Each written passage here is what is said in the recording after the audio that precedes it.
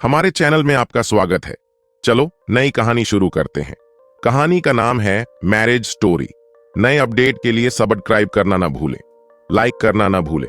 तो चलिए शुरू करते हैं।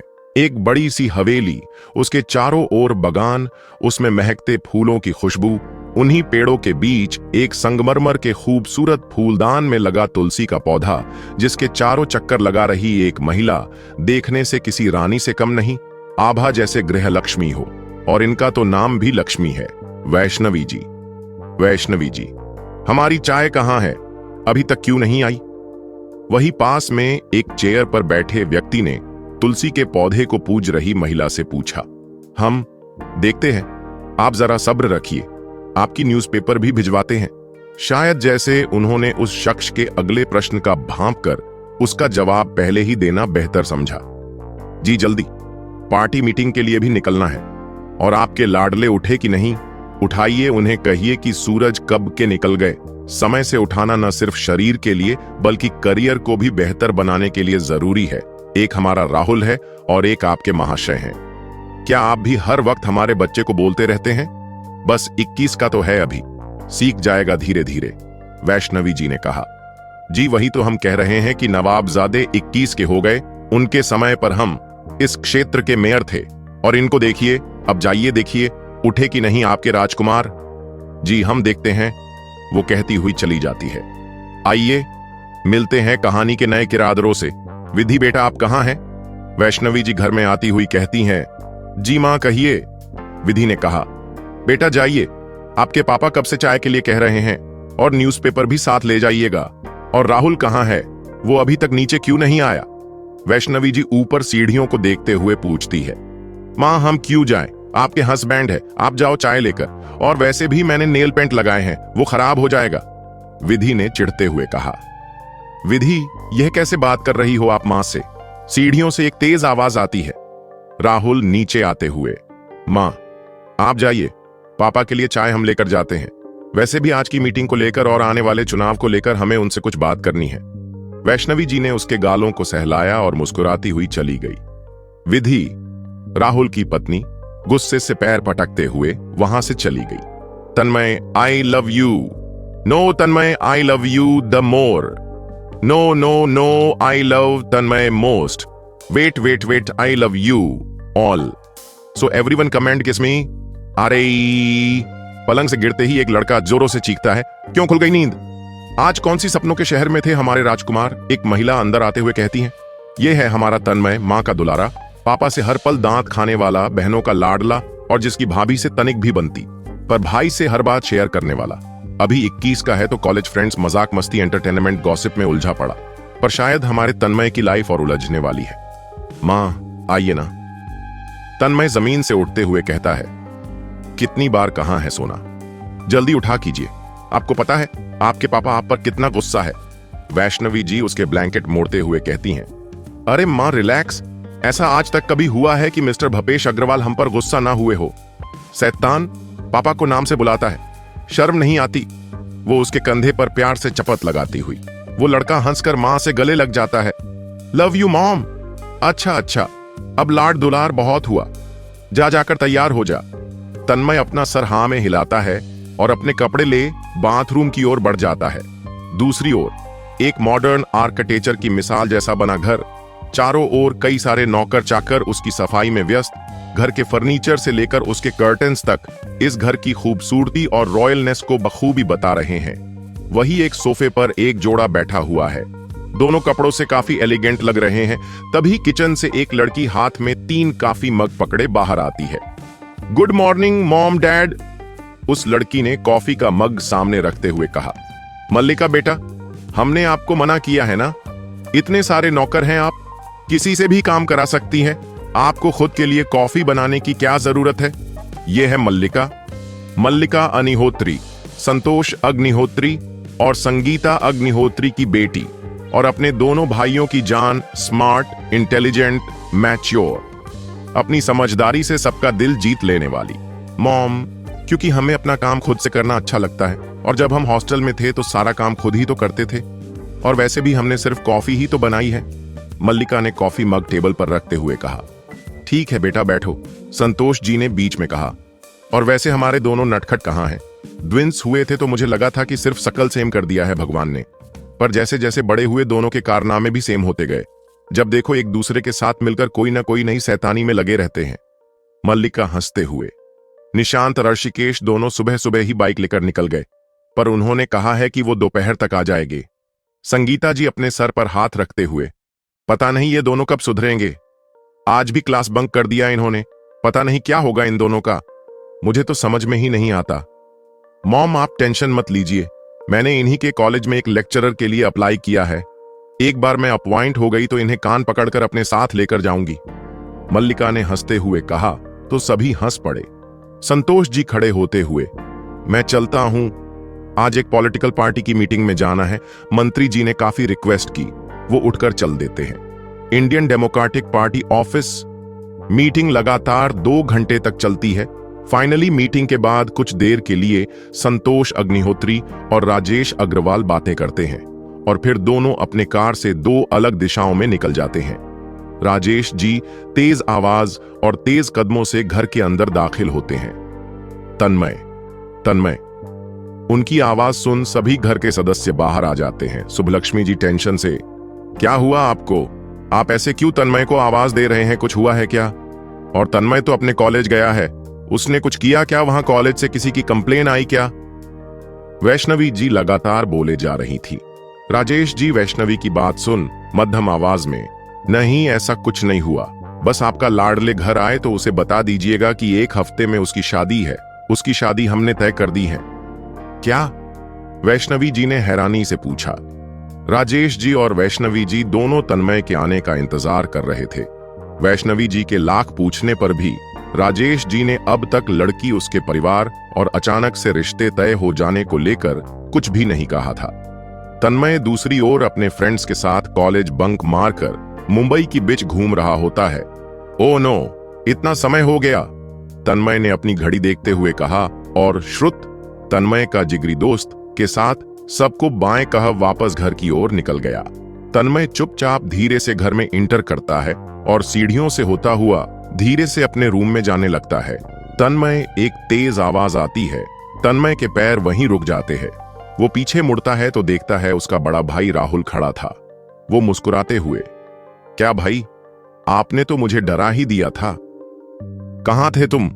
सब कब से तेरा वेट कर रहे थे, राहुल ने उसी सीरियस टोन से कहा।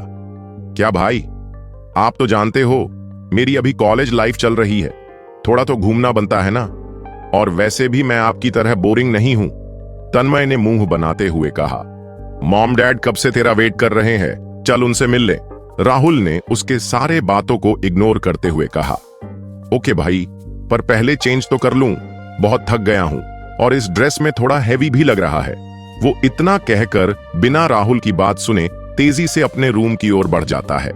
वैष्णवी जी राहुल के आवाज से अपने रूम से बाहर आती हुई, जिनके पीछे राजेश जी भी होते हैं, तन्मय आ गया। उन्होंने पूछा, जी मॉम, वो अभी तैयार होने गया है, कुछ देर में आ जाएगा। राहुल ने कहा है, मुझे अभी उससे बात करनी है, राजेश जी ने कहा और तन्मय के कमरे की ओर बढ़ गए।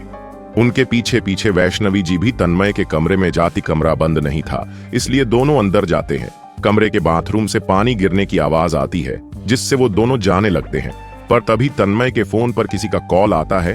राजेश जी उसे उठाकर जैसे ही यह कहने वाले होते हैं कि तन्मय अभी नहा रहा है, कुछ देर बाद कॉल करना, कि उससे पहले ही दूसरी ओर गलियों की बरसात शुरू हो जाती है। कॉल के दूसरी ओर नवीन, तन्मय के ग्रुप का सबसे बड़ा पौनती लड़का। गलत समय पर गलत जगह गलती करना इसका सबसे पसंदीदा काम हो शायद। दूसरी ओर कॉल पर नवीन बिना इस तरफ की कोई बात सुने, कुत्ते कमीने, तू बिना हमें बताए भाग गया, तेरी हिम्मत कैसे हुई? जब हमने आज साथ में बंक मारा था तो साथ में मस्ती करते ना। मुझे पता है तू अपने जल्लाद बाप की झूठी कहानी बनाकर कहीं और लड़कियां तार रहा होगा साले। वो एक सांस में सब कहता जाता है। राजेश जी ने गुस्से में, तुम बोल कौन रहे और तुम्हें पता है तुम किससे बात कर रहे हो? तेरा बाप बोल रहा हूं साले, और कुछ जानना है और बेटे बाप से सवाल करेगा तू। तुम हो कौन? राजेश जी ने सख्त आवाज में कहा। साले बाप से होशियारी, तू कौन है बे? मैं तन्मय का बाप। मेरा मतलब डैड बोल रहा हूं। राजेश जी ने सख्त लहजे में कहा। क, क्या? वो हकलाते हुए कहता है, सॉरी अंकल, रॉन्ग नंबर। नवीन ने कहा और जल्दी से कॉल काट दिया। वो अपने मन में बोला, तन्मय भाई, रेस्ट इन पीस। जरेनिया तन्मय भी बाथरूम से निकल चुका था। वो सामने खड़े अपने मॉम डैड को देखता है, साथ ही राजेश जी के हाथ में खुद का फोन देखकर जैसे उसका हार्ट 100 की स्पीड से भाग रहा होता है। उसे कुछ देर पहले की नवीन और राजेश जी के बारे में कुछ खबर न होने के कारण वो कैजुअली पूछता, डैड आप यहां क्या हुआ? वो ये पूछते हुए घबरा रहा था। राजेश जी गुस्से से, तेरे कितने बाप हैं? तन्मय कंफ्यूज होकर राजेश जी को देख फिर वैष्णवी जी को देख अपना सर हिलाता है, जैसे वो पूछ रहा हो कि क्या हुआ है। राजेश जी और गुस्से से, अपनी मॉम से क्या पूछ रहा है बदतमीज?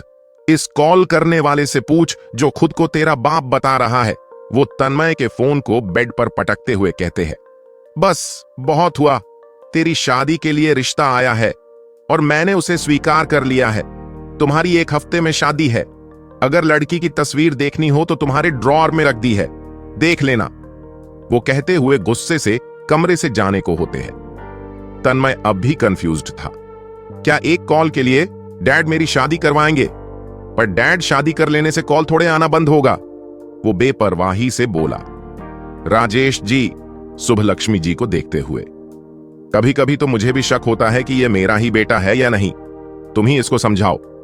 वो कहते हुए बाहर चले जाते हैं। है, पर मैंने क्या किया? जेड तन्मय अब भी कंफ्यूज्ड था। वैष्णवी जी उसके गालों पर हाथ रखते हुए, बेटा हमें भी नहीं पता, पर तुम्हारे पिता ने कहा है कि उन्होंने तुम्हारी शादी तय कर दी है। हम समझते हैं कि तुम अभी इन सब के लिए तैयार नहीं हो, पर तुम जानते हो ना कि तुम्हारे पिता ने जो फैसला कर लिया उसके बाद उसको कोई नहीं बदल सकता। कल हम सब लड़की देखने जा रहे हैं। वैसे तो यह रिश्ता पहले से ही तय है, फिर भी तुम्हारे पिता ने कहा है तुम दोनों चाहो तो कुछ बात कर सकते हो, ताकि तुम दोनों आगे के लिए खुद को प्रिपेयर कर सको। इसीलिए तो कल तैयार रहना। तन्मय कुछ देर शांत रहकर फिर एक छोटी सी मुस्कान लिए। ठीक है मॉम, अब तो कल हम लड़की देखने जरूर जाएंगे।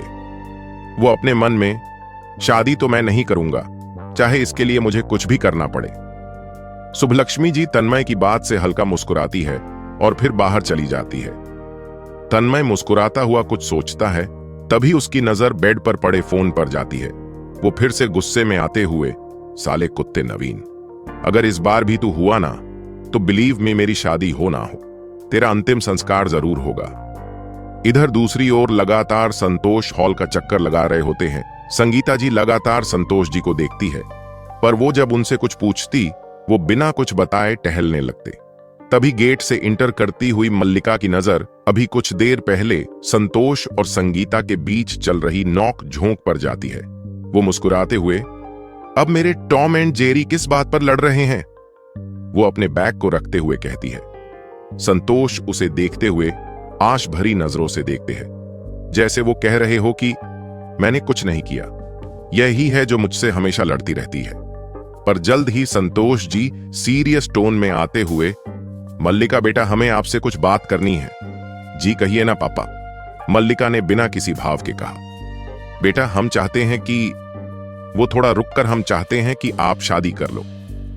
मैं क्या? मल्लिका जो इस वक्त पानी पी रही होती है वो अचानक से क्षाने लगती है, पर जल्द ही सामान्य होकर वो अपने पिता की ओर देखते कहती है, हुए क्या? अब आप मेरा भार नहीं धो पा रहे हैं डैड। मैं जानती हूं मैंने आप सबको आज तक बहुत दुख दिए हैं, मेरी वजह से आप सबको इतनी एम्बैरेसमेंट झेलनी पड़ी थी। कोई नहीं, मुझे बस कुछ समय दीजिए। मैंने बताया था ना कि मैंने कॉलेज प्रोफेसर के लिए अप्लाई किया है, वो जॉब मुझे मिल गई है। 2 हफ्ते में सारे प्रोसीजर पूरे हो जाएंगे, उसके बाद मैं यहां से पक्का चली जाऊंगी, फिर कभी किसी को परेशान नहीं करूंगी, मेरा विश्वास कीजिए। संतोष जी उसके सामने नीस पर बैठते हुए, ये क्या कह रही हो मल्लिका? तुमने सोचा भी कैसे कि तुम हमारे लिए भार हो? वैसे भी बेटा तुम कब तक अपने अतीत के कारण अपनी भविष्य को नकारती रहोगी? तुम्हें पता है वो लड़का काफी अच्छा है, वो तुम्हें हमेशा खुश रखेगा। मल्लिका अपने पिता की बात ध्यान से सुन रही थी, पर फिर भी वो अब किसी भी रिश्ते में बंधना नहीं चाहती थी।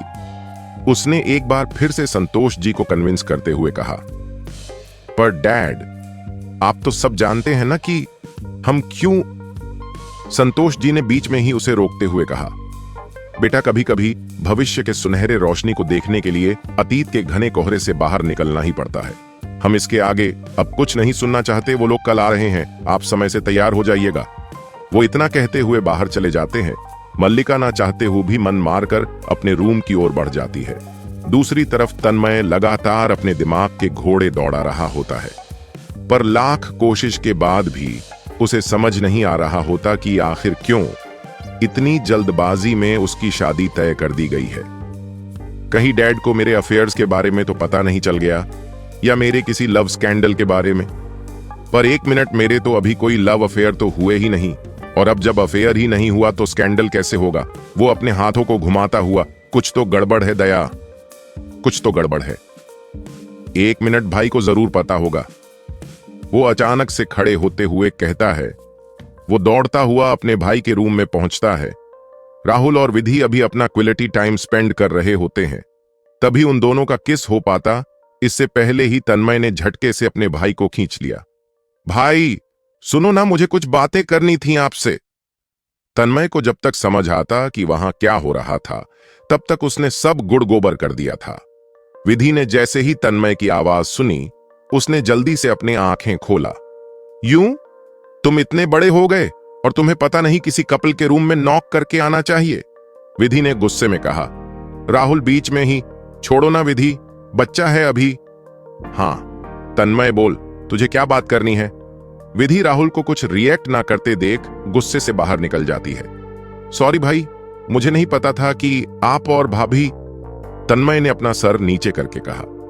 अच्छा कोई नहीं, बता क्या हुआ है? क्यों इतनी रात गए? पूरे घर को सिर पर उठाए घूम रहा है? राहुल ने उसे चिढ़ाते हुए कहा। क्या भाई आप भी? तन्मय ने झूठे गुस्से से कहा। फिर वो सीरियस टोन से बोला, भाई आपको पता है घर में प्लॉटिंग हो रही है। राहुल जो अपने पिता के साथ राजनीति में था और राजनीति में आए दिन घटना होना आम था, इसलिए वो भी गहरे आवाज में कहता है, प्लॉटिंग किसने की छोटे, और जरूर इसके पीछे अपोजिशन होगा, पर तुम नाम बता, मैं सब हैंडल कर लूंगा। तन्मय ने अपना सर पीटते हुए, अरे भाई आप हमेशा इतने सीरियस क्यों रहते हो, और मेरी शादी की कंस्पिरेसी अपोजिशन क्यों करेगी? क्या शादी की प्लॉटिंग? राहुल ने हैरानी से कहा। हाँ भाई आपको पता है, डैड मेरे कमरे में आए और उन्होंने एक कॉल आने की सजा के रूप में मुझे शादी के लिए बोलकर चले गए। मैं कह रहा हूं कुछ तो गड़बड़ है। राहुल तेजी से हंसता हुआ। तन्मय तुम सच में बददिमाग है, यहां कहीं पर अपने दिमाग को बेच आया है। कुछ भी बोल रहा है तू। डैड ने तेरा फोन रिसीव करने से तुझे शादी के लिए नहीं कहा, बल्कि उन्होंने दोपहर में ही तेरी शादी तय कर दी थी। तन्मय आवक्सा, मतलब आपको भी पता है? वो राहुल को बटरिंग करता हुआ, भाई आप तो जानते हो ना मैं अभी बच्चा हूं, मेरे तो दूध का एक दांत भी अभी बाकी है टूटना। ये देखो ये वाला। वो अपना मुंह खोल, उसे एक दांत की ओर इशारा करते हुए। भाई आप।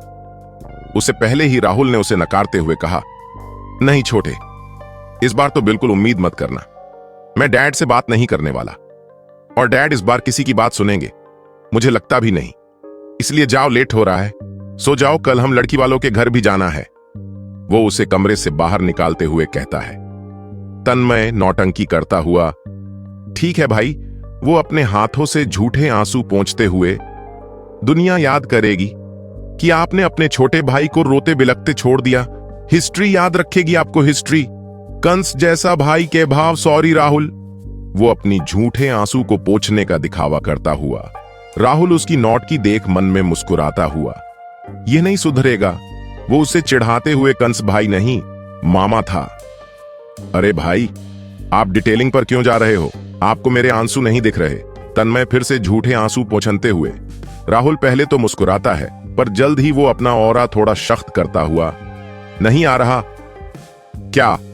तन्मय ने पूछा। आंसू नहीं आ रहा? जाकर अच्छे से रोने की प्रैक्टिस करके आ, फिर बात करते हैं। वो इतना कहकर दरवाजा लगा देता है। तन्मय मुस्कुराता हुआ अपने मन में, भाई प्रैक्टिस तो मैं करके जाऊंगा, वो भी ऑस्कर विनिंग। अब से शुरू होता है मिशन। मिशन शादी रोको। वो गाने गुनगुनाते हुए अपने कमरे को और बढ़ जाता है।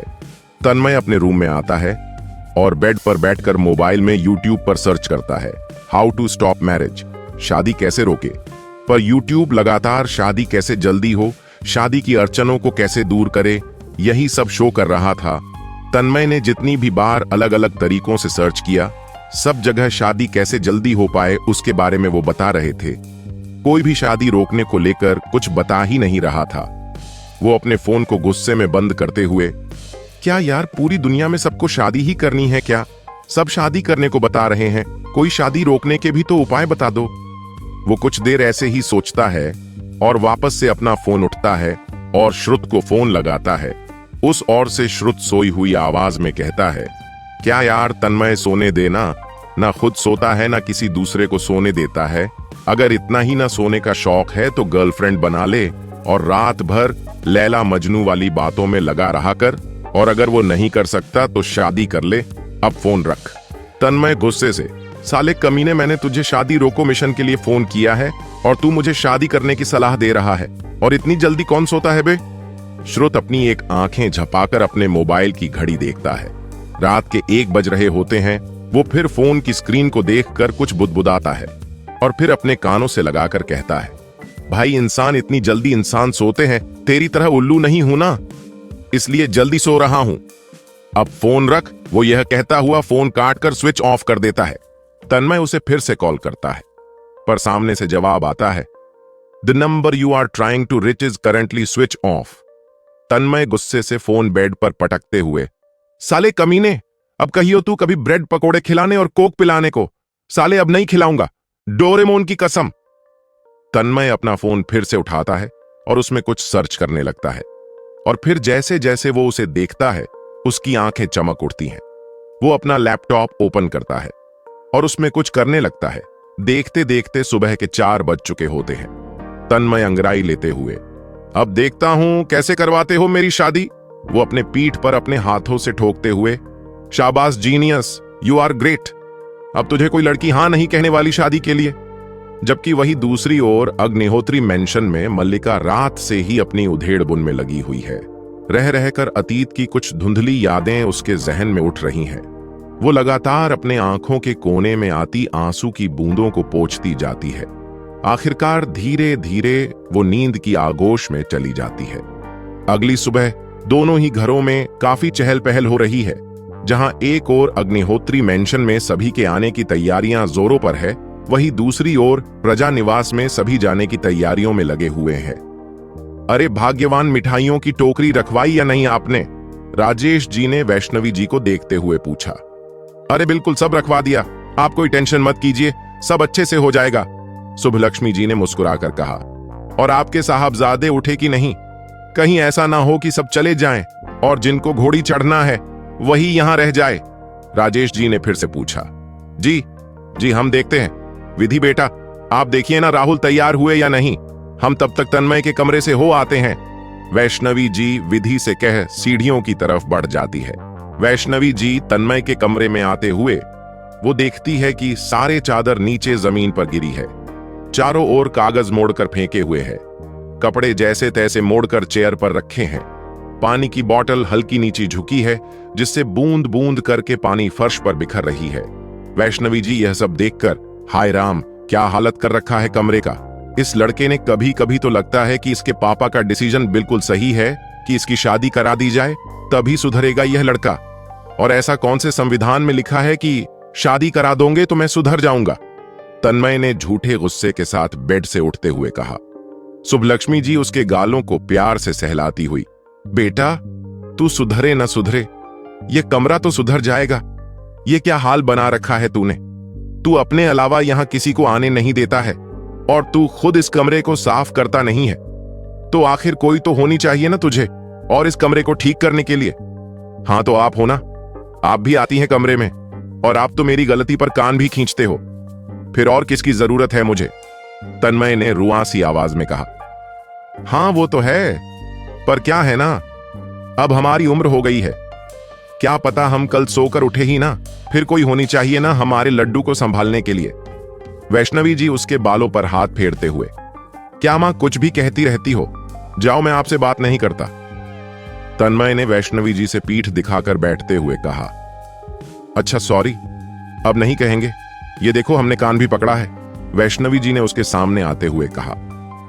तन्मय उनके गले लगते हुए आज के बाद बिल्कुल भी नहीं, वरना हम आपसे बात नहीं करेंगे और आपको अभी बहुत जीना है, समझिए आप। वैष्णवी जी हंसते हुए अपना सिर हाँ में हिला दिया।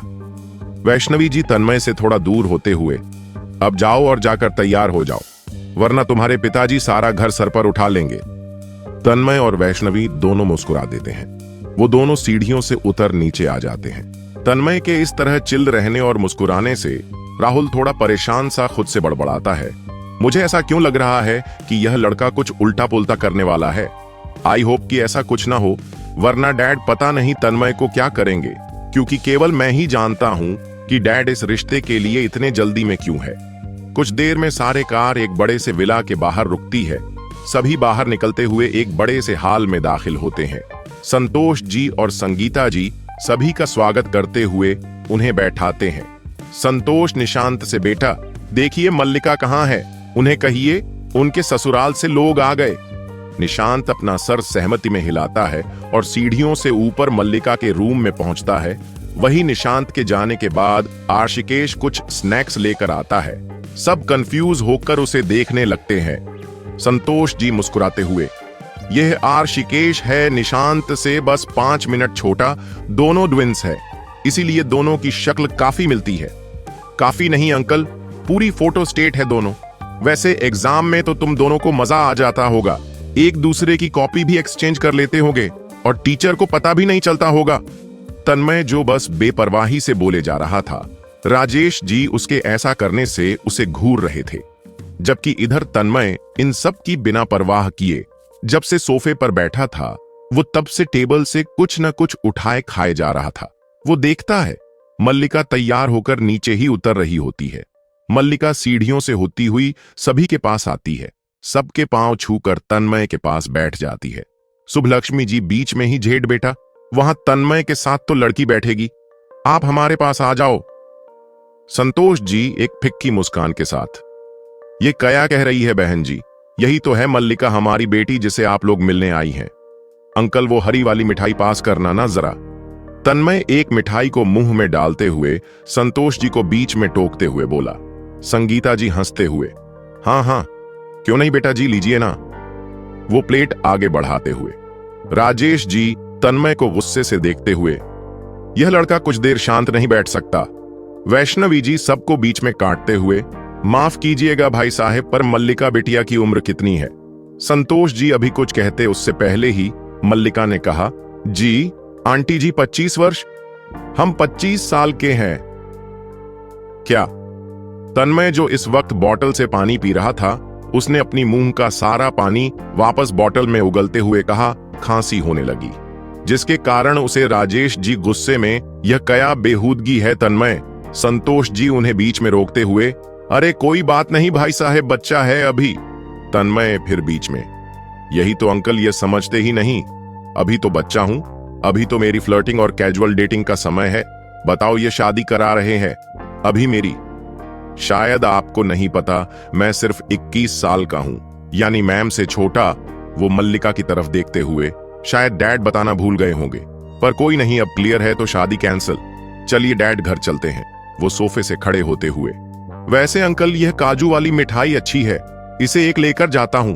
वो उस मिठाई को उठाकर उठता हुआ, मुझे पता है तन्मय बेटा कि तुम सिर्फ 21 के हो, और राजेश जी को भी मल्लिका की उम्र पता है, और हम दोनों ने यह जानते हुए तुम दोनों की शादी फिक्स की है। संतोष जी ने टोकते हुए कहा। मल्लिका संतोष जी के इतना कहने पर उन्हें देखने लगती है, जबकि इस समय तन्मय भी अपने पिता को ही देख रहा होता है। उसे कुछ समझ नहीं आ रहा होता कि उसके पिता सब कुछ जानने के बाद भी यह शादी क्यों करवा रहे हैं। उस वक्त संगीता जी और वैष्णवी जी भी अपने पतियों को देख रही होती हैं। उन्हें भी कुछ समझ नहीं आ रहा होता कि यह क्या हो रहा है। राजेश जी खामोशी तोड़ते हुए कहते हैं, हमें लगता है कि हमें लड़के लड़की को आपस में बात करने देना चाहिए, शायद वो दोनों अच्छे से एक दूसरे को समझ पाए। वहां तन्मय ने खुद से कहा, यह मेरे डैड का बॉडी स्वैप तो नहीं हुआ है ना, मुझे लगता है कि उनको किसी ने किडनैप कर उनका बॉडी स्वैप भेज दिया है। तभी संतोष जी उसके ध्यान तोड़ते हुए, हाँ हाँ क्यों नहीं, मल्लिका बेटा तन्मय को अपना रूम दिखाओ, जाओ। मल्लिका भी संतोष से बहुत कुछ पूछना चाहती थी, पर इस वक्त उसे ऐसा करना सही नहीं लगता। इसलिए वो उठकर तन्मय से कहती है, प्लीज इस तरफ। तन्मय मल्लिका दोनों रूम में आते हैं।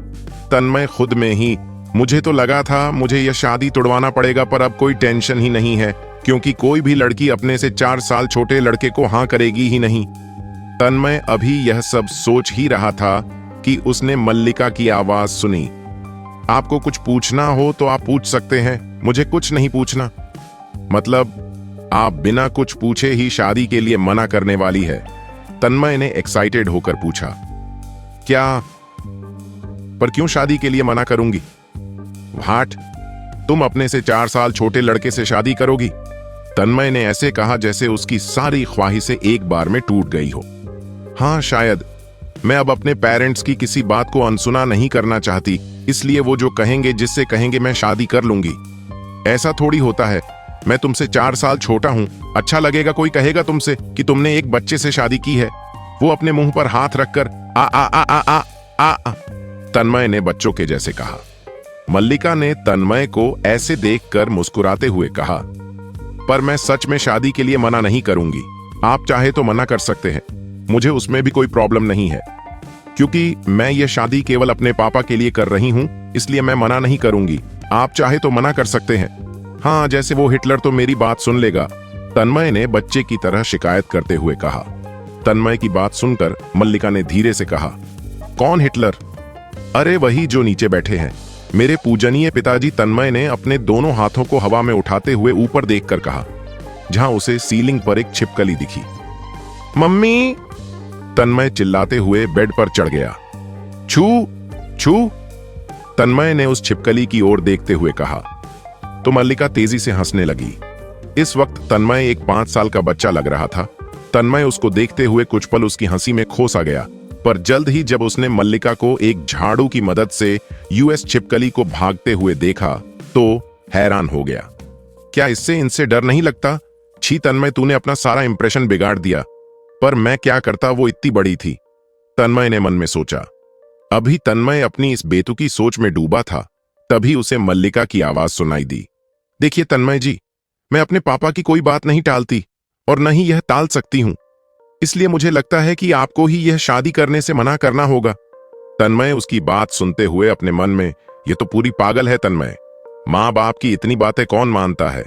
कुछ सोच, वरना तुझे इससे और नीचे तेरे बाप से कोई नहीं बचा सकता है।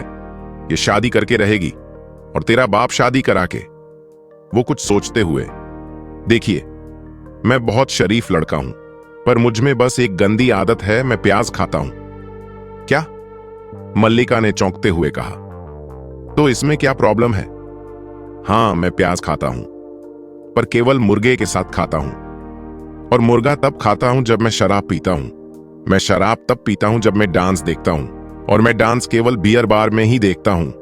बाकी मैं बिल्कुल शरीफ लड़का हूं। मल्लिका उसकी बात सुनकर खूब तेजी से हंसने लगती है। हंसते हंसते उसके आंखों के किनारे पानी की कुछ बूंदें आ जाती है। तन्मय कंफ्यूज होकर, कहीं मैंने कुछ ज्यादा बड़ा झटका तो नहीं दे दिया उसे? कहीं यह पागल वागल तो नहीं हो गई? तन्मय उसके थोड़े करीब जाते हुए, तुम नॉर्मल हो ना? I mean, तुम्हें मेरी बात का झटका तो नहीं लगा ना? मल्लिका हंसते हुए, इतनी बेवकूफी भरा झूठ कौन बोलता है?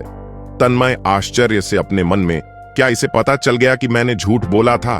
वो उसकी ओर देखते हुए, तुम्हें कैसे पता कि मैं कोई बेवकूफों की तरह इन सब बातों को थोड़े ही कहता है? मल्लिका ने हंसते हुए कहा, तुम जब यह बोल रहे थे तो तभी मुझे लग गया था कि तुम कहीं से लिख कर लाए हो। तुमने शब्द तो रट लिए, पर तुम्हें यह किस इमोशन से बोलने हैं वो पता ही नहीं था, इसलिए। मल्लिका बोलते हुए अब भी हल्का हल्का हंस रही थी। तन्मय झलाते हुए, हाँ तो ठीक है ना, अब गूगल पर टेक्निक्स लिखी थी, इमोशंस थोड़े ही लिखा था, तो क्या होगा आगे कहानी में? क्या तन्मय तुड़वा पाएगा अपनी यह शादी, या इतिहास लिखेगा फिर से एक नई प्रेम कहानी? दहेज प्रथा समाज और राष्ट्र दोनों के लिए अभिशाप है। हम न तो इसका निशांतन करते हैं और न ही प्रेरित। यह एपिसोड केवल मनोरंजन उद्देश्य के लिए है और हम चाहेंगे कि आप भी उसे ऐसे ही ले। धन्यवाद। तन्मय अब तक समझ चुका था कि यह शादी मल्लिका नहीं रोकने वाली, पर उसने अपने आंखों को गोल गोल घुमाते हुए कहा, कोई नहीं, इतनी आसानी से नहीं। सुबह 4 बजे तक ऐसे ही थोड़े जगह हूं। वो मल्लिका से तो ठीक है, नीचे चलते हैं।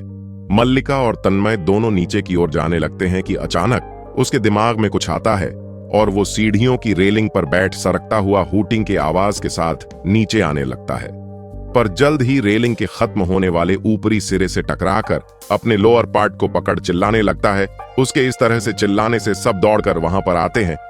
वैष्णवी जी परेशान होते हुए, बेटा क्या हुआ बेटा, आप ऐसे क्यों आ रहे थे? आपको हमने ऐसे उतरने से मना किया है ना बेटा।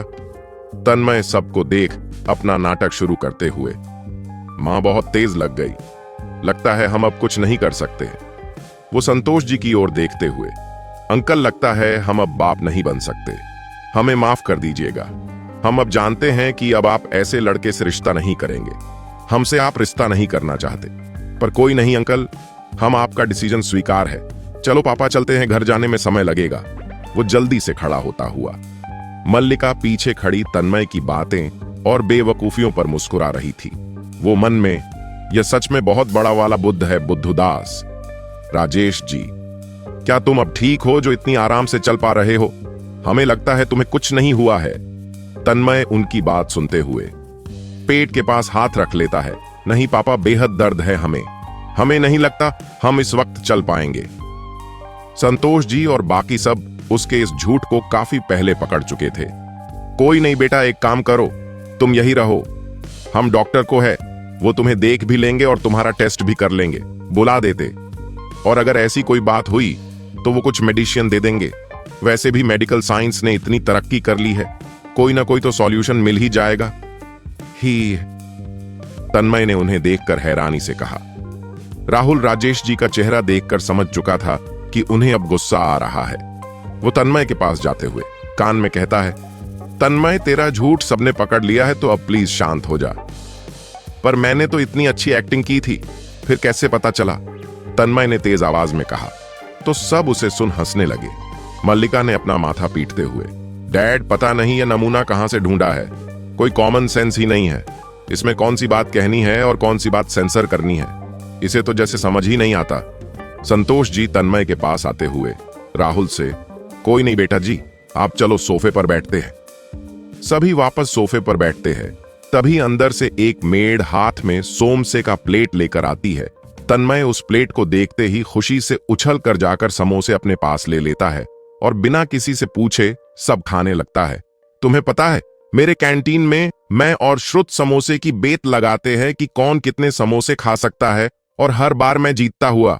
वो अपने दोनों हाथों के समोसे को एक साथ खाते हुए मल्लिका से बोलता है। राजेश जी यह देखते हुए जल्द से जल्द निकलने की सोचते हैं। हमें यह रिश्ता मंजूर है संतोष जी, और हम चाहेंगे कि अगले हफ्ते ही हम अपनी बहू को यहां से अपने घर ले जाएं। तन्मय ने जब यह सुना तो तेजी से खांसने लगा। इससे पहले कि वैष्णवी जी उसे पानी बढ़ा पाती, मल्लिका जल्दी से उसे अपने हाथों से पानी पिलाती हुई एक हाथ से उसके पीठ को सहलाने लगती है। वैष्णवी जी मल्लिका को देख एक पल के लिए मुस्कुरा उठती है। तन्मय पानी पीते हुए, कुछ सोच तन्मय, कुछ सोच, वरना तेरा हिटलर तुझे घोड़ी चढ़ाकर गधा बना देगा। वो जल्दी से अपने आप को शांत करते हुए, मेरी एक शर्त है, मुझे दहेज चाहिए, एक वॉच, एक बाइक और टॉम, तन्मय का कुत्ता, के लिए पेडीगिरी। हाँ, ये सब चाहिए। तन्मय ने उंगली पर यह सब काउंट करते हुए कहा। मल्लिका ने अपनी आंखें बंद करते हुए सोचा, यह लड़का है या ढक्कन, फिर एक बेवकूफी, दहेज में पेडीगिरी कौन मांगता है? वो सोचते हुए हल्का सा मुस्कुरा देती है। तो राजेश जी ने गुस्से से कहा, यह क्या बेहूदगी है तन्मय, तुम्हें क्या हमने यह संस्कार दिए हैं जो तुम संतोष जी उन्हें बीच में टोकते हुए, अरे भाई साहब कोई बात नहीं, बच्चा है। नहीं संतोष भाई साहब, बचपने में और बेवकूफी में अंतर होता है, शुभलक्ष्मी जी ने अपने पति राजेश जी का साथ देते हुए कहा। वो आगे हाथ जोड़ते हुए, देखिए संगीता जी, हम बस आपकी बेटी चाहते हैं, कोई दहेज नहीं, इसलिए हम अपनी बच्चे की तरफ से माफी मांगते हैं। संगीता जी शुभलक्ष्मी जी की हाथ को थामते हुए, अरे बहन जी कोई बात नहीं, वैसे भी तन्मय बेटा जल्द हमारे दामाद बनने वाले हैं और हम अपनी खुशी से भी तो कुछ जरूर करना चाहेंगे। और बेटा आप टेंशन न लीजिए, हमने पहले ही अपने दामाद के लिए एक सुपर कार फरारी बुक कर दी है, आपको कुछ ही दिनों में डिलीवर हो जाएगी, आप निश्चिंत रहो। राजेश जी, अच्छा भाई साहेब, हमें अब चलाना चाहिए। अब जब रिश्ता पक्का हो चुका है तो आना जाना तो लगा ही रहेगा, वो हाथ जोड़ते हुए कहते हैं। सभी जाने के लिए उठते हैं। तभी तन्मय संगीता जी की ओर देखते हुए, आंटी, ये आखिरी वाला सोमेसा ले लूं, वरना वेस्ट हो जाएगा। संगीता जी एक बड़ी मुस्कान के साथ, बिल्कुल बेटा जी, आप कहो तो हम कुछ और पैक करवा दें। अरे नहीं आंटी, अगर खाना होगा तो हम फिर आ जाएंगे, वो सो में से खाते हुए कहता है, जिसके कारण उसकी कुछ कुछ बातें ही समझ आती है सबको। राजेश जी, तन्मय, चलो, तुम्हें मेरी कार में चलना तो हमें पहले निकलना होगा, वो तन्मय की ओर देखते हुए कहते हैं। राजेश जी ने कहा तो तन्मय की हिचकियां शुरू हो गई। मल्लिका मन में, आज तो इसकी अच्छी वाली क्लास लगेगी, वो यह सोचती हुई मुस्कुराने लगती है। जबकि उसी वक्त तन्मय, कहीं ये मेरा मर्डर तो नहीं करेगे ना? नहीं नहीं, मैं इनका बेटा हूं, मुझे थोड़ी मारेंगे। पर ये मुझे क्यों ले जा रहे हैं? उधर तो एरिया भी सुनसान पड़ता है। तभी उसे राजेश जी की आवाज आती है, तन्मय चलो। मैं नहीं जा रहा, तन्मय ने हड़बड़ाते हुए कहा। क्या क्या कहा तुमने? राजेश जी ने आंखें दिखाते हुए कहा। तो तन्मय बात संभालते हुए, वो पापा, हमें श्रुत के साथ कॉलेज जाना है, बुक्स रिटर्न करने अर्जेंट है, आप जाओ, मैं कैब से चला जाऊंगा। इतना बोलते ही तन्मय बिना किसी की बात सुने भगाता हुआ घर से बाहर निकलकर जल्दी से कैब बुक कर देता है। वो कैब में बैठते हुए, बच गया तन्मय, वरना आज तो पक्का पापा समाधि बनते या मेरी समाधि बनाते। बाकी सभी लोग मल्लिका के घर से वापस आ चुके थे, पर अभी तक वैष्णवी जी कुछ दुविधा में थी। वो राजेश जी से पूछना तो बहुत कुछ चाहती थी, पर उन्हें पता था कि वो उनको कोई जवाब नहीं देने वाले।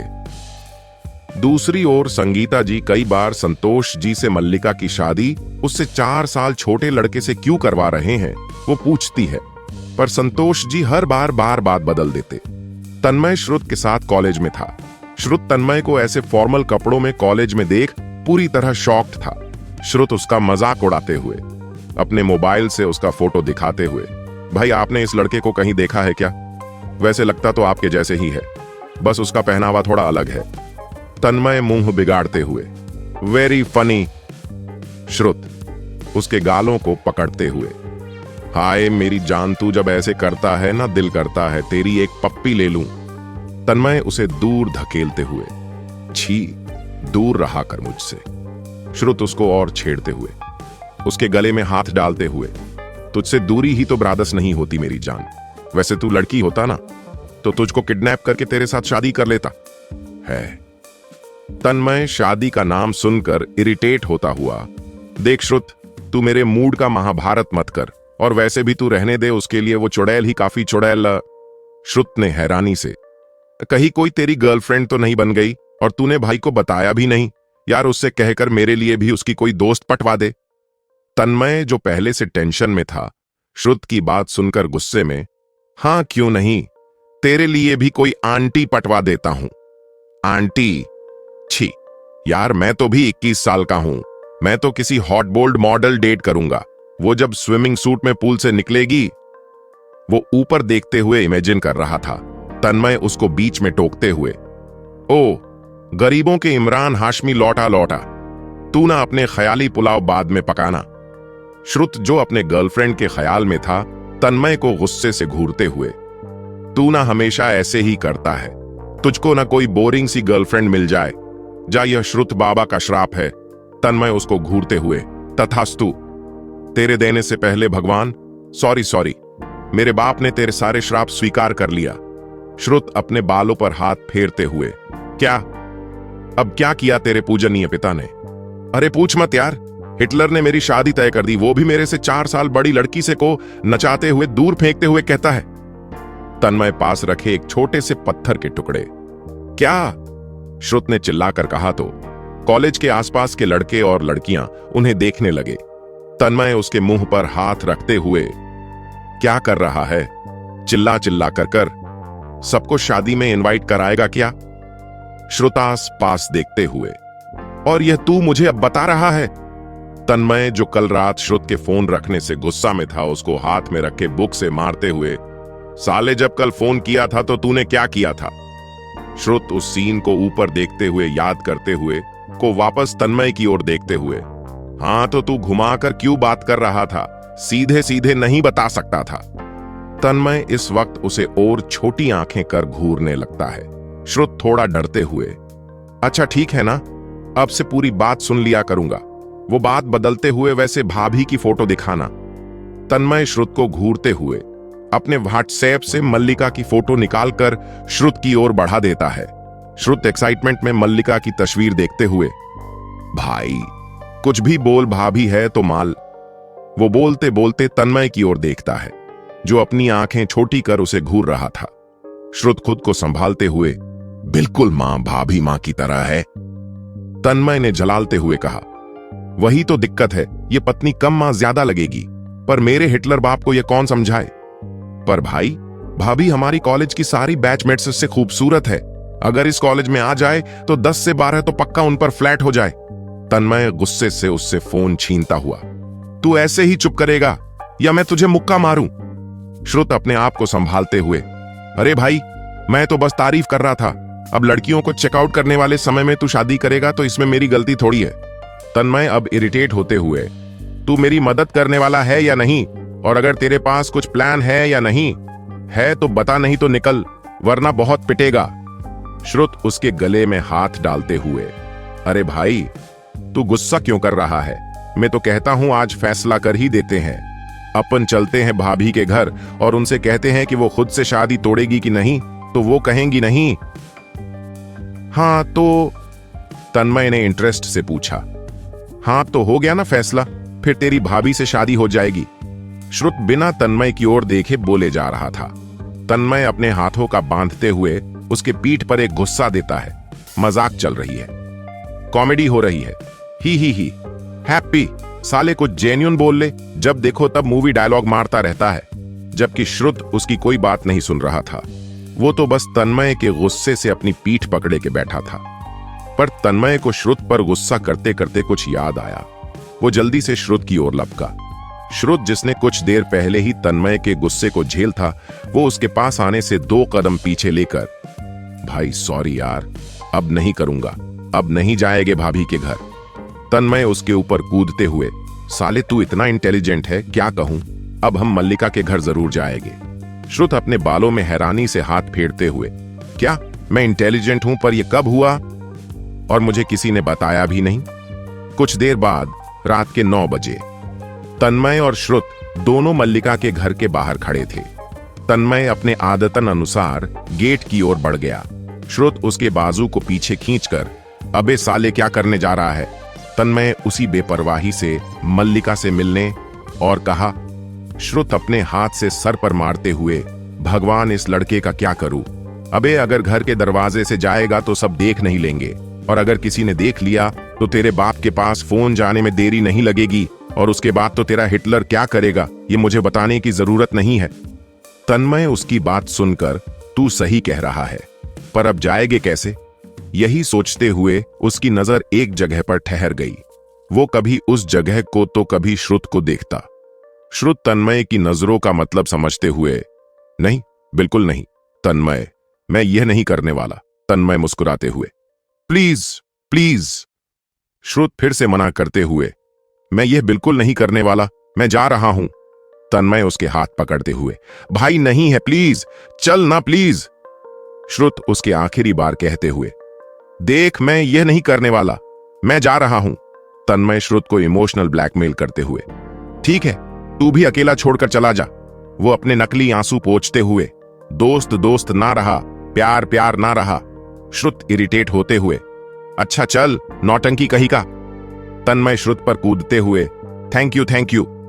श्रुत उसे रोकते हुए, अच्छा अब चल जल्दी। कुछ ही देर में तन्मय एक खिड़की के पास खड़े होकर किसी को इशारा कर रहा था। वो लगातार खिड़की पर नॉक कर रहा था। श्रुत, जिसने तन्मय को अपने कंधे पर चढ़ाया हुआ था, कहता है, अबे तन्मय जल्दी करना, क्या कर रहा है? यहां से नीचे गिरा तो हाथ पैर दोनों टूटेंगे। तन्मय उसको चुप कराते हुए, अबे चुप ना यार, एक वो कुछ बोल नहीं रही और एक तू चुप नहीं हो रहा, पहले गेट तो खोलने दे उसे। मल्लिका, जो अपने कान में हेडफोन लगाए काम कर रही थी, अचानक उसका ध्यान खिड़की के पास गया, जहां पर्दे हल्के हल्के हटने की वजह से किसी शख्स की परछाई दिख रही थी। मल्लिका पहले तो डर जाती है, फिर धीरे धीरे उस ओर बढ़ती है। उसने पास के फ्रूट बास्केट से एक नाइफ उठा रखा था। वो जल्दी से खिड़की खोलकर अपनी आंखें बंद किए।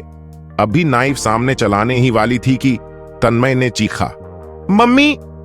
मल्लिका उसकी आवाज सुनकर अपनी आंखें खोलते हुए, तुम यहां क्या कर रहे हो और तुम इस खिड़की तक पहुंचे कैसे? तन्मय मुस्कुराते हुए, मैं यहां तुमसे मिलने आया था और मैं इस खिड़की तक। अभी वो कुछ कहता कि नीचे से श्रुत ने आवाज दी, भाभी मेरी वजह से पहुंचा। मल्लिका आवाज सुनकर नीचे देखती है तो पाती है कि एक लड़का अपने कंधे पर तन्मय को उठाए हुए है। तन्मय, यह कौन है और तुम यहां क्या कर रहे हो? अभी तन्मय कुछ कहता उससे पहले ही श्रुत फिर बोला, भाभी मैं श्रुत हूं, तन्मय के बचपन का दोस्त। आप जब तन्मय से शादी करके आओगे तो हम अपनी अलग गैंग बनाएंगे और फिर इसे कुत्ते को बहुत सताएंगे, जैसा यह अभी मेरे साथ करता है। तन्मय श्रुत की बातों से इरिटेट होते हुए, हाँ तू कर ले पहले, तेरा बात करना ज्यादा इंपॉर्टेंट है, मेरा क्या है, मैं तो फ्री हूं।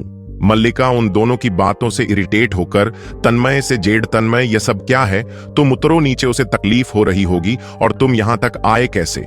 बिल्कुल नहीं, मैं नहीं उतरने वाला। और मैं पहले वो पाइप चढ़कर इसे छज्जे पर आया और फिर श्रुत के कंधे पर चढ़कर यहां पर तुम वो सब छोड़ो, पहले तुम इस शादी के लिए मना करो। मुझे तुमसे शादी नहीं करनी, इनफैक्ट मुझे अभी किसी से शादी नहीं करनी। हाँ तो तुम अपने पापा से बोल दो, मल्लिका ने कैजुअल कहा।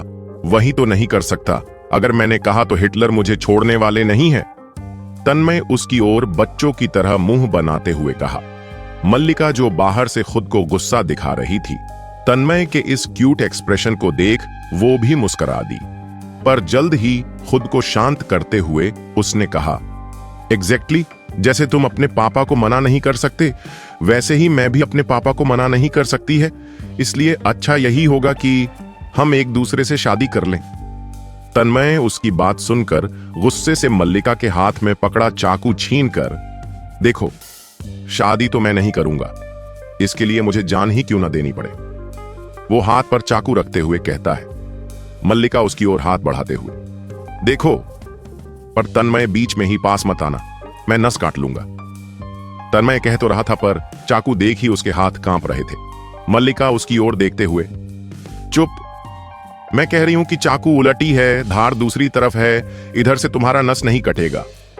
तन्मय चाकू की ओर देखते हुए, चाकू सच में उल्टी थी।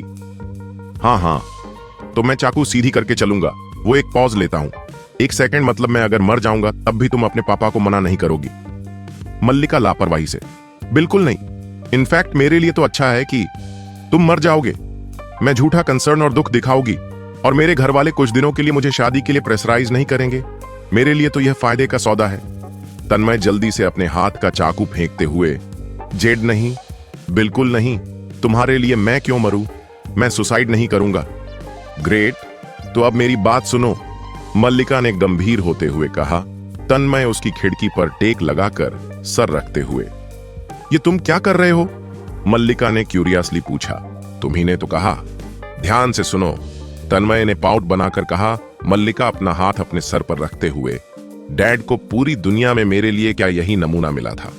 तन्मय यह बात सुनते ही, हे तुमने नमूना किसको बोला? तभी नीचे से आवाज आई, भाई अगर भाभी तुझसे बात कर रही है तो तुझे ही बोल रही होगी। तन्मय गुस्से से नीचे देखते हुए, तुझे बड़ा समझ आ रहा है।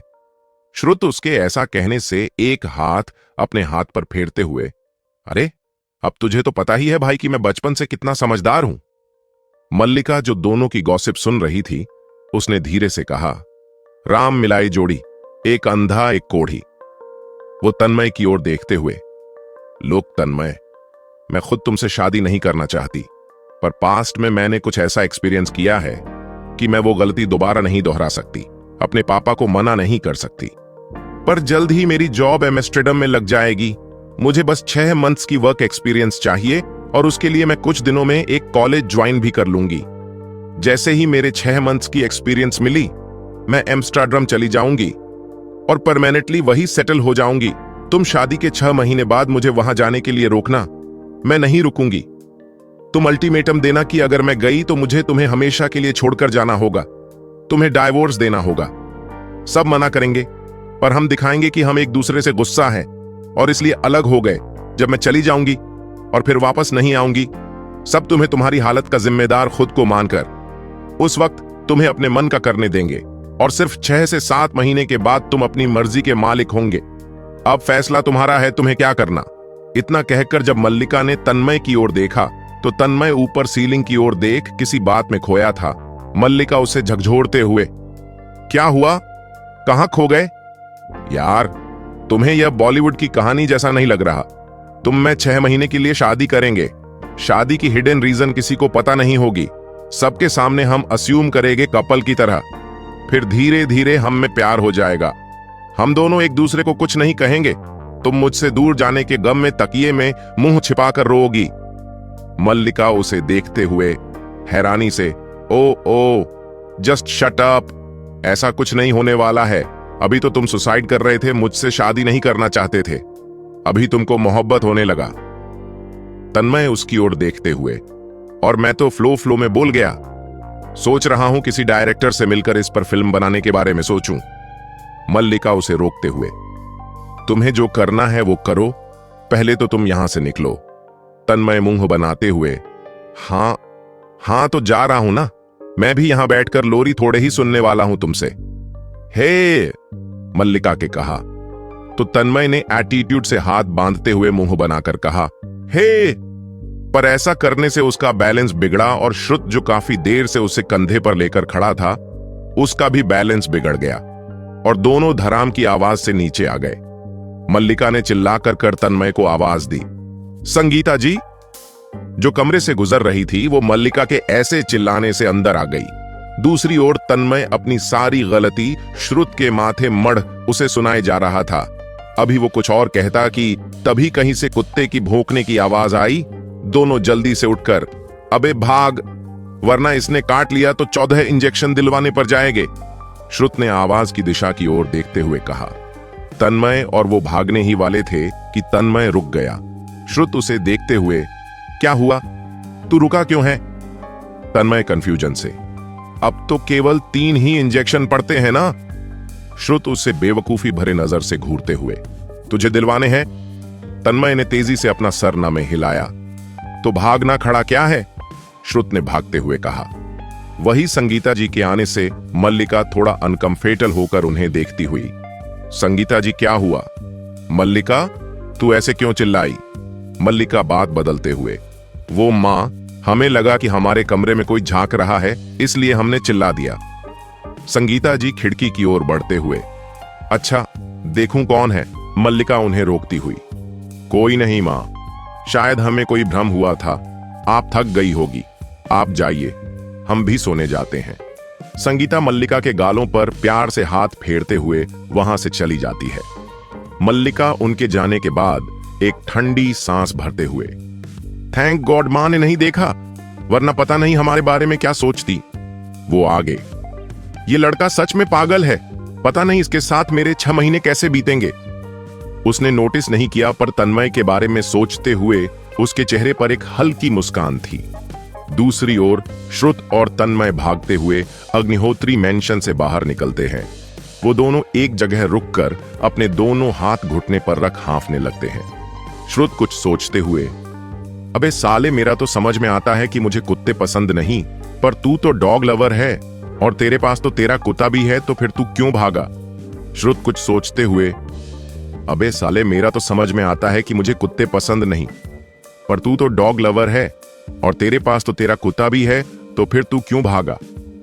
तन्मय उसे गुस्से से घूरते हुए, पहली बात तो वो कुत्ता नहीं, मेरे डॉगों का नाम टॉम है, और कुत्तों को क्या पता कि तू डॉग लवर है नहीं, वो तो अजनबी को देखकर भौंकेंगे ही, वरना वो डॉग क्यों होते? श्रुत ने सोचते हुए, पॉइंट तो है। तन्मय उसके बाजू को पकड़कर, अब चल, हमें घर भी जाना है। मल्लिका और तन्मय की शादी जैसे जैसे नजदीक आती जा रही थी, तन्मय वैसे वैसे कोई न कोई अजीब सा हरकत करता, पर उसकी कोई कोशिश काम नहीं आ रही थी। काफी कोशिश के बाद भी जब वो शादी नहीं रुकवा सका, तो उसने भी हार मान लिया। शादी का दिन तन्मय भागता हुआ शुभलक्ष्मी जी के पास आता है। मां देखो ना भाई, क्या कह रहे हैं? क्या हुआ तन्मय, तू क्यों परेशान है? माँ, वो भाई कह रहे हैं कि मुझे घोड़ी पर बैठना पड़ेगा। मैं आप लोगों के कहने पर शादी कर रहा हूं, पर मैं घोड़ी पर कतई नहीं बैठने वाला। अगर उसने मुझे गिरा दिया तो मेरा तो चेहरा भी खराब हो जाएगा। वैष्णवी जी मुस्कुराते हुए, तन्मय, यह रस्म होती है बेटा, और तू क्या चाहता है कि तेरे पापा फिर गुस्सा करे तेरे ऊपर? पर मां, हम गिर गए तो हमें चोट लग जाएगी। तन्मय किसी बच्चे की तरह अपनी मां से शिकायत कर रहा था। वैष्णवी जी मुस्कुराते हुए, ऐसा कुछ नहीं होगा, क्योंकि घोड़ी को उसके मास्टर पकड़े रहते हैं। और अगर तुम्हें घोड़ी से नहीं जाना ठीक है, तुम हमारे साथ कार में चलना और फिर अपने ससुराल से कुछ दूर पहले घोड़ी पर बैठ जाना। तन्मय को वैष्णवी जी की यह बात अच्छी लगी। वो अपनी मां को गले लगाते हुए, you are the best mom in the world, आप दुनिया की सबसे अच्छी मां हैं। चल चल, अब अपनी यह बकवास बंद कर। तेरी पत्नी के आने के बाद देखूंगी तू कितना मां को याद करता है और कितना नहीं। वैष्णवी ने तन्मय को छेड़ते हुए कहा, क्या मां, आप कोई कितना भी और कैसा भी आ जाए, आप हमेशा हमेशा और हमेशा ही हमारी फेवरेट रहेगी। शुभलक्ष्मी जी मुस्कुराते हुए उसके गालों को सहलाती हुई, अब बातें बंद कर और जल्दी तैयार हो जा। तन्मय तैयार होने जा ही रहा था कि तभी दरवाजे पर दस्तक होती है और श्रुत आता है। क्या बे, मैं जल्दी आ गया क्या? तू अभी तक तैयार भी नहीं हुआ? उसके हाथ में 3-4 लड्डू थे और वो आराम से जाकर काउच पर बैठ उसे खाने लगा। तन्मय उसे गुस्से से घूरते अपनी चप्पल निकाल उस पे फेंका। साले, एक तो बारात जाने के टाइम पर आया है और कह रहा है जल्दी आ गया। श्रुत के हाथों से लड़ा की कुछ टुकड़े नीचे गिर गए। श्रुत झुंझलाते हुए, अबे ये क्या कर रहा है? अगर तेरी वजह से मेरी लड्डू वेस्ट हुई ना, तो साले तेरी बारात में नागिन डांस भी नहीं करने वाला। तन्मय उसके तरफ दूसरा चप्पल फेंकते हुए, तेरा डांस अच्छा होता भी नहीं है साले। वैसे तुझे पता है मैं घोड़ी पर बैठकर जाने वाला हूं। श्रुत खूब तेज हंसी के साथ, तू घोड़ी पे कितना रेयर व्यू होगा, घोड़ी पर गधा। वो इतना कहते फिर से हंसने लगता है। तन्मय उसकी बात सुनकर इस मारने के लिए दौड़ने लगता है। पूरे कमरे में वो दोनों दौड़ रहे थे। सुबह लक्ष्मी जी, जो तन्मय की शेरवानी देने रूम में आई थी, वो अपने माथे पर हाथ रखते हुए, हाय राम, सारे घर का सत्यानाश कर रखा है इन दोनों ने। श्रुत जल्दी से सुबह लक्ष्मी जी के पीछे जाते हुए, आंटी देखो, यह मुझे मार रहा है। तन्मय सुबह लक्ष्मी जी के आगे पीछे करते हुए, मां हटिए, इसको मैं आज बहुत पीटने वाला हूं, यह मुझे गधा बोला रहा है। वैष्णवी जी दोनों को डांटते हुए, चुप, दोनों शांत खड़े रहिए, पता नहीं आप सबकी यह धमा चौकड़ी कब बंद होगी। तन्मय, अब कोई शरारत नहीं, ये शेरवानी लीजिए और जल्दी से तैयार हो जाइए। वो श्रुत की ओर देखते हुए, श्रुत तन्मय की मदद करना तैयार होने में। श्रुत ने हां में गर्दन हिलाई। श्रुत वैष्णवी जी के जाने के बाद, वैसे गधा शेरवानी में भी अच्छा लगेगा। तन्मय इस बार कुछ नहीं कहता, वो बस एक तक बेड पर रखे शेरवानी को देखे जा रहा था। श्रुत उसके कुछ ना बोलने से उसके पास आया। क्या हुआ भाई, कुछ बात है तो बता। तन्मय ने शांति से कहा, क्या ये जल्दी नहीं श्रुत? डैड, क्यों इतनी जल्दी मेरी शादी करना चाहते हैं? अभी तो मैंने अच्छे से अपनी लाइफ भी नहीं जी, और फिर ये रिस्पॉन्सिबिलिटी। श्रुत हल्के से उसके कंधे पर हाथ रखते हुए, सब हो जाएगा, और फिर तू इतना क्यों सोच रहा है? बस 6 महीने की ही तो बात है, और मुझे तुझ पर पूरा भरोसा है, तेरी शैतानियां नहीं बंद होने वाली। श्रुत की बात सुनकर तन्मय मुस्कुरा उठता है। श्रुत उसको छेड़ते हुए, अब देख, तैयार हो जा। पता चला कि तेरे से ज्यादा स्मार्ट लगने के कारण भाभी ने मेरे से शादी कर ली। तन्मय हंसते हुए, तेरा बाप तेरी हड्डी तोड़ देगा अगर तूने गलती से भी इंटरफेथ मैरिज के बारे में सोचा तो। वैसे तू कहे तो तेरे पापा से बोलकर तेरा भी निकाह पढ़वा दूं। श्रुत ने खींचते हुए, साले खुद तो बर्बाद हो ही रहा है, मुझे भी क्यों कर रहा है। दोनों ऐसे ही बातें करते हुए तैयार हो रहे थे। दूसरी ओर अग्निहोत्री मेंशन में संगीता जी सभी गेस्ट के वेलकम में लगी थी। संतोष जी सारे मैनेजमेंट को देख रहे थे। तभी संगीता जी के पीछे से आकर किसी ने उनके आंखों पर हाथ रखा। संगीता जी उस हाथ को पहचानते हुए, अरे नम्रता बेटा, तुम इतनी लेट क्यों आई? क्या आंटी, आपको इतनी जल्दी कैसे पता चल जाता है? एक आगे आती हुई कहती है। संगीता जी उसके बालों पर हाथ फेरते हुए, मेरे लिए जैसे मल्लिका वैसे तुम बचपन से एक साथ हो और हर बार ऐसे मुझे सरप्राइज देती हो, कैसे नहीं पहचानती? वैसे नमन कहाँ है? क्या वो नहीं आ रहा? वो आंटी, नमन को किसी मीटिंग में जाना था, पर उन्होंने कहा है कि वो बारात से पहले आ जाएंगे। ठीक है, तुम मल्लिका से मिल लो। अपने बचपन के दोस्त को देख काफी खुश होगी। अभी कुछ देर पहले ही निशा भी आई है, तुम उससे भी मिल लेना। नम्रता मल्लिका के कमरे में आ जाती है। मल्लिका उसे देख खुशी से गले लगा लेती है। वो उसको हल्की थपकी मारती हुई, इतनी देर से क्यों आई? नम्रता धीरे से कान पकड़ते हुए, सॉरी बाबा, गलती हो गई, पर अब मैं आ गई हूं ना, अब देखना खूब धूम मचेगा। मल्लिका पीछे देखती हुई, और जीजा जी क्या वो नहीं आए? नम्रता इरिटेट होते हुए, अरे मत पूछ यार, खुद तो मीटिंग में चले गए, इधर उनकी वजह से मुझे यहां आने में लेट हो गया। पर तू टेंशन मत ले, उन्होंने ने कहा है कि बारात से पहले आ जाएंगे। बारात पंचवटी महल से निकल चुकी थी। सभी धूम धड़ाके के साथ अग्निहोत्री मेंशन की तरफ बढ़ रहे थे, पर हमारे तन्मय तो तन्मय ठहरे। वो न जाने कब से बारात में नाचने की जिद कर बैठा था।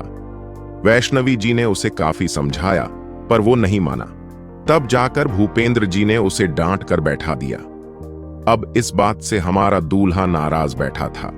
बारात अग्निहोत्री मेंशन के करीब आती है तो तन्मय कार से निकलकर घोड़ी पर बैठ जाता है। इस वक्त तन्मय की हरकतें देखने लायक थीं। वो कभी घोड़ी की लगाम खींचता तो कभी अपने मुंह से तुगुड़क तुगुड़क की आवाज निकाल घोड़ी पर कूदता, जैसे वो किसी युद्ध में भाग रहा हो। श्रुत, जो ठीक उसके साथ चल रहा था, तन्मय ने उसे 2 बार आवाज दी, पर डीजे की शोर की वजह से उसे सुनाई नहीं दिया। तन्मय ने घोड़े पर से ही उसके बैक पर धीरे से किक किया। श्रुत गुस्से से उसे घूरते हुए, साले अभी तो कुछ देर शांत रह ले। तन्मय उसकी बात को इग्नोर करते हुए, अच्छा ये बता, मैं घोड़ी पर किसी राजा महाराजा की तरह लग रहा हूं ना, बाहुबली टाइप? श्रुत तेजी से हंसते हुए, बाहुबली का तो पता नहीं, चौमुबली जरूर लग रहा है। तन्मय गुस्से में उसके बैक पर तेज मारते हुए, साले तुझे तो बाद में देखूंगा। पर बार बार इधर उधर करने से लगातार घोड़ी सर मारने लगता है। अब तक घोड़ी का मास्टर तन्मय से तंग आ चुका था, पर जैसे तैसे बारात दरवाजे तक आती है। तन्मय गेट पर पहुंचता है तो संगीता जी पहले से ही वहां आरती की थाल लेकर वहां मौजूद थी। वो तन्मय की आरती उतारती है, जबकि तन्मय उनके आरती की थाल की तरह अपना सर भी गोल गोल घुमाता रहता है। तन्मय की अजीब हरकत देख देख कर कई औरतें गॉसिप करना शुरू कर देती हैं, तो कई तन्मय की एज की बात करने लगती है। लगता है भाई साहब की कोई मजबूरी होगी, या मल्लिका में ही कोई खोट हो, तभी भाई साहब को यह शादी करनी पड़ रही है। मल्लिका, जो इस वक्त खिड़की से झांक रही थी, उसने भी यह सुन लिया था। अभी संगीता जी कुछ कहती, उससे पहले ही तन्मय ने कहा, आंटी जी, वो आपका नीचे कुछ गिरा है क्या बेटा? वो महिला नीचे चारों तरह देख तन्मय से पूछती है। सोच, आपकी सोच आंटी, वो गिरी हुई है। तन्मय के कहते ही श्रुत समेत सभी हंसने लगते हैं। वो महिला अपनी बेइज्जती होते देख वहां से हट जाती है। मल्लिका, जो इस वक्त खिड़की से झांक रही थी, उसके चेहरे पर भी एक छोटी सी मुस्कान आ जाती है। पागल, उसके मुंह से बस एक शब्द निकला। तन्मय अंदर आकर बैठा था। अभी जयमाल में समय था। तभी श्रुत उसके पास से उठते हुए, भाई तू रह, मैं जाता हूं। तन्मय घूरते हुए, और तू कहां जा रहा है? श्रुत सामने की ओर देखते हुए, अबे देखना सामने कितनी हरियाली है। तन्मय सामने देखता है, जहां कई सारी लड़कियां आपस में बात कर रही थीं। श्रुत वापस से, देख तू तो आज बर्बाद हो रहा है, पर हम अपनी जवानी क्यों बर्बाद करें? हमारी तो अभी आंखें सेकने की उम्र है। तन्मय उसको घूरते हुए, साले मेरे बिना लड़कियां ताड़ोगे। श्रुत उसको बस दांत दिखाते हुए वहां से चला जाता है। तन्मय गुस्से में, सालो भगवान करे कोई लड़की तुमको अपनी जूती से पीते। श्रुत उस ओर जाता है जिस ओर नवीन, नैना और बाकी सब दोस्त थे। श्रुत उनके पास जाते हुए, तो सालों कितनों को चेकआउट कर चुके? नवीन उसे देखते हुए, भाई अभी कहां, क्यों टेन टनाटन आई ही नहीं? नैना उनकी बातों से इरिटेट होते हुए, तुम सबको और कुछ नहीं मिलता जो तुम हर शादी में बस इन्हीं सब में लगे रहते हो। श्रुत नैना को देखते हुए, शर्म कर, तेरे रहते हम सब सिंगल है, तुझे तो हमारे लिए सेटिंग खोज कर लाना चाहिए था। नैना इरिटेट होते हुए, तुम सब करो, हम चलते हैं। अब सब लड़के वहां लड़कियां चेकआउट करने में लगे थे। श्रुत एक लड़की को देखते हुए, 8। नक्श उसकी बगल वाली लड़की को देखते हुए, 8.5। श्रुत दूसरी ओर, भाई वो देख 9। अभी उन सब ने बोला ही था कि सबने पीछे से एक लड़के को गुस्से में आते हुए देखा। सब अपने अपने फोन को झुटमुट कान में लगाए जल्दी से साइड हो गए। नवीन, जिसने अभी तक उस लड़के को नहीं देखा था, वो इस लड़की के बगल वाली लड़की को देखते हुए, अरे श्रुत भाई, उसको क्या, उसके बगल में रेड ड्रेस वाली को देखो, साक्षात टेन है। वो कहते हुए जैसे ही मुड़ता है, एक लड़का हाथ बांधे खड़ा था। नवीन सर खुजाता हुआ, बाकी सब कहां गए? तभी वो लड़का मुस्कुराते हुए, खूबसूरत है ना? नवीन फिर से उस लड़की को देख उस लड़के के कंधे पर हाथ रखते हुए, भाई साहब कुछ भी कहो, लड़की है तो माल, वो कहता हुआ मुस्कुराता है। वो लड़का एक फेक हंसी के साथ सीरियस टोन में, बहन है वो मेरी।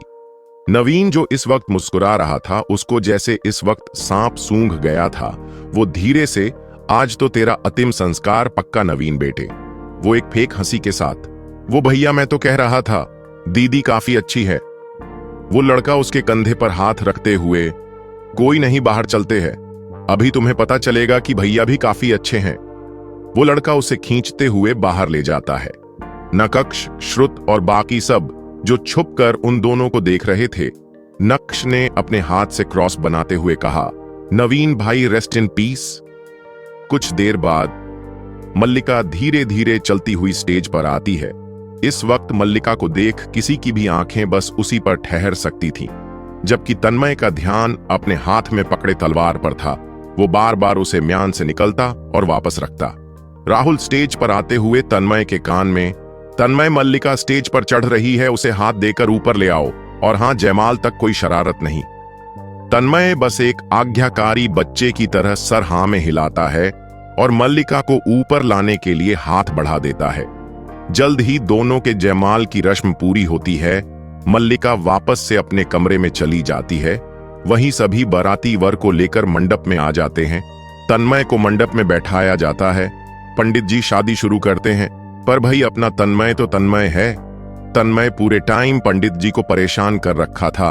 वो वहां पर रखी किसी भी चीज को उठा लेता और जब तक पंडित जी जवाब नहीं देते तब तक वो उनसे उस बारे में पूछता रहता। पंडित जी बस आस भरी नजरों से भूपेंद्र जी को देखने लगते हैं। भूपेंद्र जी सबकी ओर एक फेक हंसी देते हुए तन्मय के कानों में थोड़ी सख्ती से, यह क्या बेफालतूपन है तन्मय, क्या तुम कुछ घंटे शांति से नहीं बैठ सकते? तन्मय उन्हें वैसे ही मासूमियत से, पर पापा हमने क्या किया, हम तो बस नॉलेज के लिए पूछ रहे हैं, अगली बार हम शादी करेंगे तो हमें पता होगा ना।